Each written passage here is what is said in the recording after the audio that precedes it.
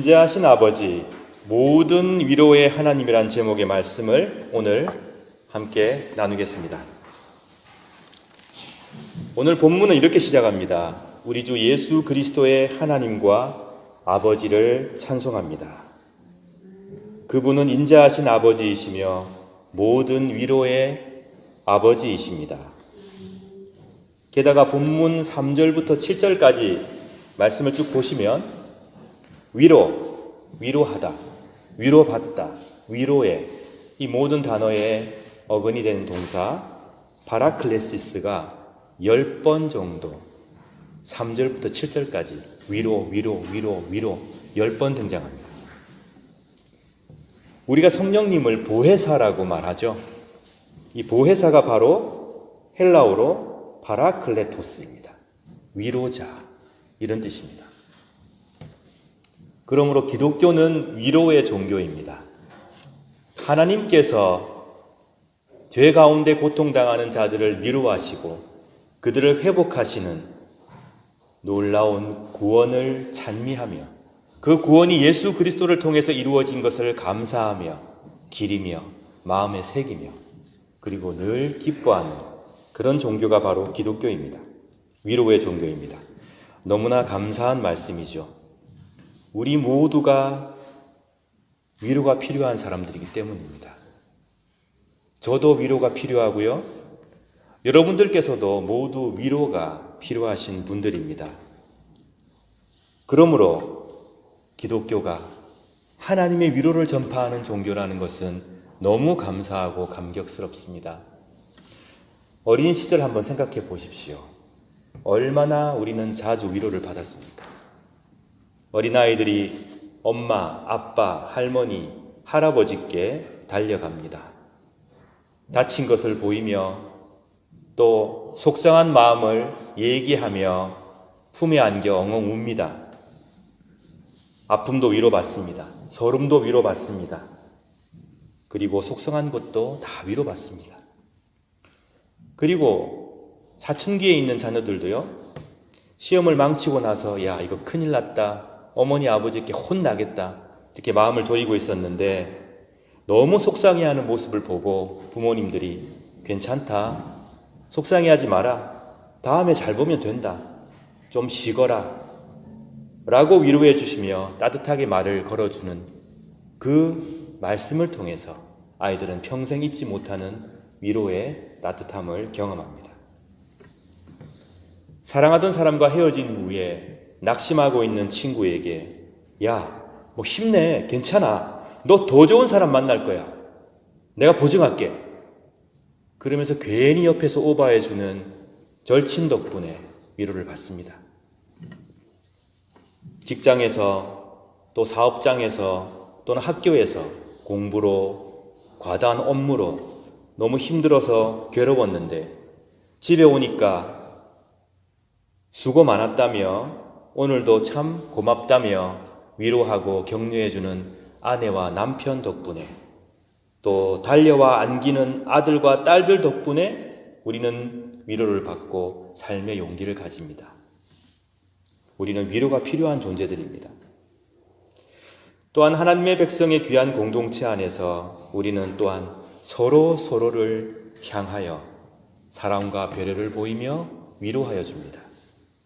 얼마나 큰 축복인지 모르겠습니다. 우연이 아니라 하나님의 은총입니다. 여러분들께서 저를 통해서 큰 위로를 받는 그런 목회자가 제가 되어서 앞으로 여러분과의 시간 속에 살아갔으면 좋겠습니다. 또 반대로 여러분들께서 저에게 큰 위로를 주시는 그런 교우들로 제 곁에 서 주시기를 부탁드립니다. 또한 우리 서로 큰 위로가 되는 교우들이 되어갈 수 있기를 진심으로 바랍니다. 우리는 그런 사람들입니다. 위로가 필요한 사람들입니다. 우린 그런 존재들입니다.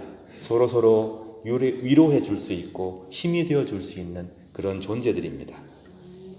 시편 23편 4절 말씀에 내가 음산한 죽음의 골짜기를 지나가게 된다 하더라도 나는 겁나지 않습니다. 그것은 주님께서 나와 함께 계시기 때문입니다. 주님의 막대기와 지팡이가 나를 든든하게 보호해 주십니다. 여기서 우리 쉬운 성경은 주의 막대기와 지팡이가 나를 든든하게 보호해 주신다고 하였는데, 독일어 성경에서는 이렇게, 쥐리 성경은 이렇게 번역을 해 놓았습니다. Dein Stecken und dein Stab, sie trösten mich. 주님의 막대기와 지팡이가 나를 위로하십니다.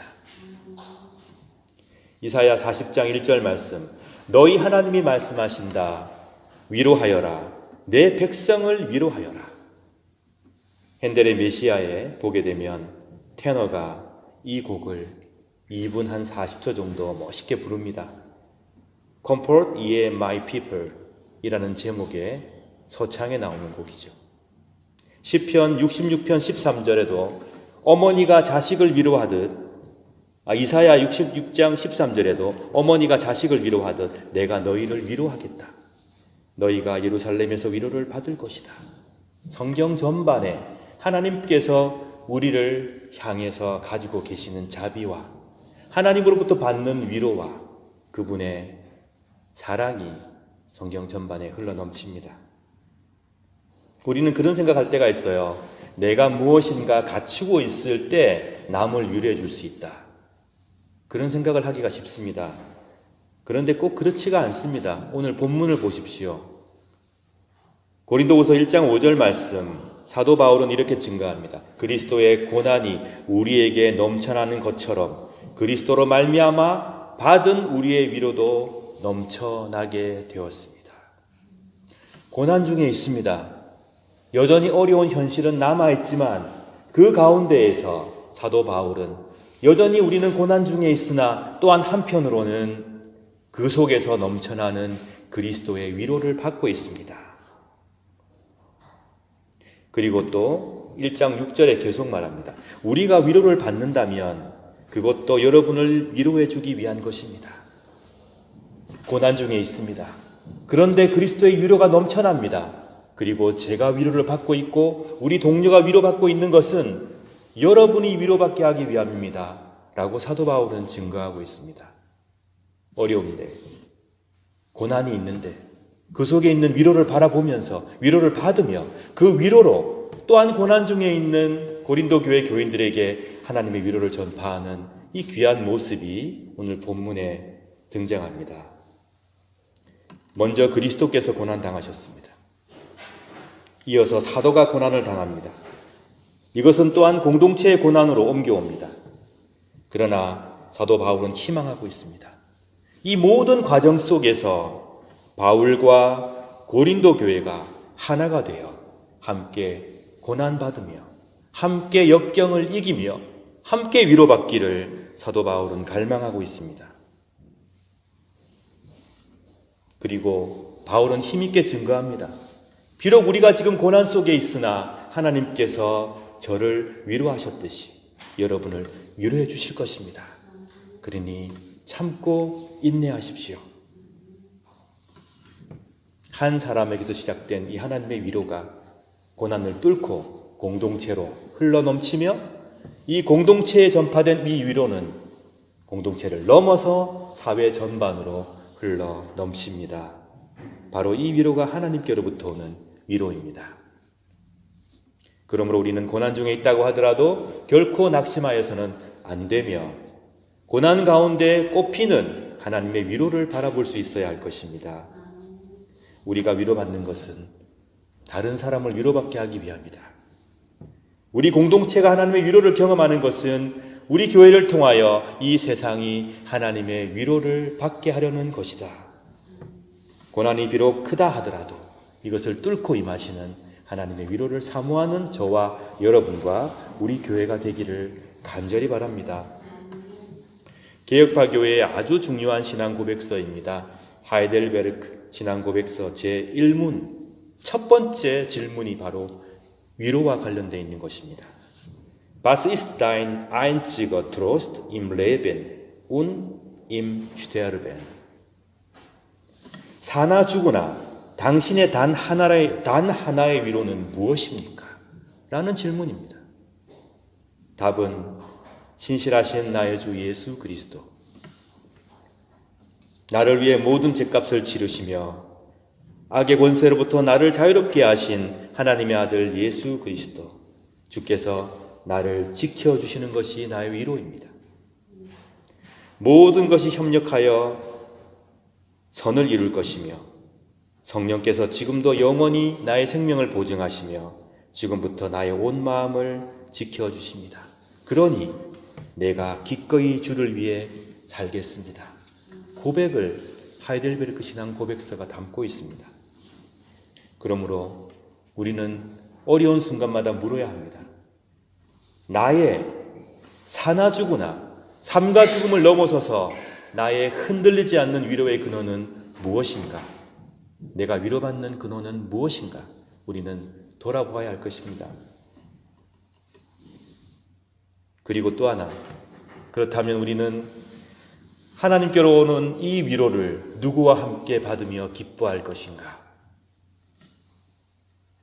우리가 힘써 함께 위로받고자 하는 자들은 누구인가? 여러분은 누구와 함께 위로받고 싶으십니까? 마태복음 5장 4절, 슬퍼하는, 즉 애통하는 자들은 복이 있다. 그들이 위로를 받을 것이다. 역시 여기에서도 파라클레테손타에, 위로받는다는 동사의 수동태가 나옵니다. 애통하는, 슬퍼하는 자들이 위로받는다는 말씀입니다. 그들이 위로를 받을 것이다. 결코 남의 마음을 아프게 하고 그 마음에 한이 맺히게 하고 백을 가졌으면서도 남의 것 하나마저 뺏으려고 하는 사람들, 그들에게 위로가 임하는 것이 아니라 이미 마음이 찢겨져 있는 사람들, 그 마음에 한이 맺힌 사람들, 모든 것을 다 빼앗겨 슬픈 사람들, 그들에게, 애통하는 자들, 그들에게 위로가 임한다고 성경은 증거하고 있습니다. 여러분, 남의 마음을 쉽게 아프게 하고 마음에 한이 맺히게 하고 백을 가졌으면서도 일마저 빼앗으려고 하는 자들과 함께 위로받으려고 하지 마시기 바랍니다. 그런 사람들끼리 위로받게 내버려 두고 우리는 마음 아파하고 괴로워하고 가난하고 힘없고 이미 찢긴 마음으로 몸부림치는 자들과 함께 하나님의 위로를 사모하는 그런 교회가 되어갈 수 있기를 진심으로 바랍니다. 하나님께서 주시는 위로는 바로 이런 자들의 것입니다. 하나님 외에는 바라볼 것이 없어서 오로지 하나님의 은총만을 바라는 가련한 사람들, 마음이 찢긴 사람들, 애통하는 자들, 하나님의 나라를 위해서 헌신하며 노력하다가 상처받은 사람들, 우리는 그들과 함께 위로받기를 힘써야 할 것입니다. 인자하신 아버지, 모든 위로의 하나님께서 저와 여러분의 아픈 마음을 돌아보시고 한량없는 하늘의 위로를 내려주시길 간절히 바랍니다. 인자하신 아버지, 모든 위로의 하나님께서 우크라이나의 전쟁으로 큰 고통 중에 있는 가련한 사람들을 돌보아 주시길 간절히 바랍니다. 인자하신 아버지, 모든 위로의 하나님께서 가난하고 힘이 없어 늘 한 맺힌 삶을 살아가는 모든 이들을 위로해 주시길 간절히 바랍니다. 인자하신 아버지, 모든 위로의 하나님께서 저와 여러분과 여러분의 가정을 지켜주시고 우리 교회를 통해 당신의 위로를 세상에 전파해 주시길 간절히 기도합니다.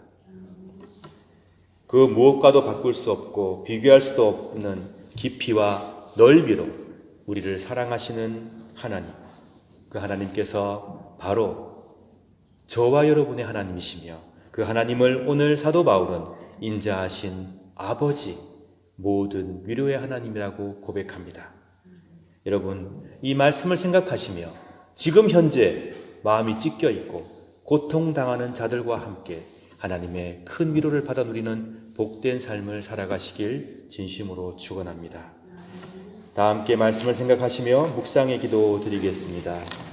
전쟁과 질병과 가난과 배고픔으로 고통 중에 있는 자들을 하나님께서 돌아보아 주시길, 우리 교회를 위하여 헌신하며 봉사하는 당신의 귀한 자녀들의 아름다운 손길을 축복하여 주시길, 남모르는 아픔 속에 있는 자들에게 하나님의 위로와 평화를 주시길, 오스트리아와 대한민국의 평화를 위하여 그리고 유럽의 평화를 위하여 이 시간 묵상의 기도 드리겠습니다.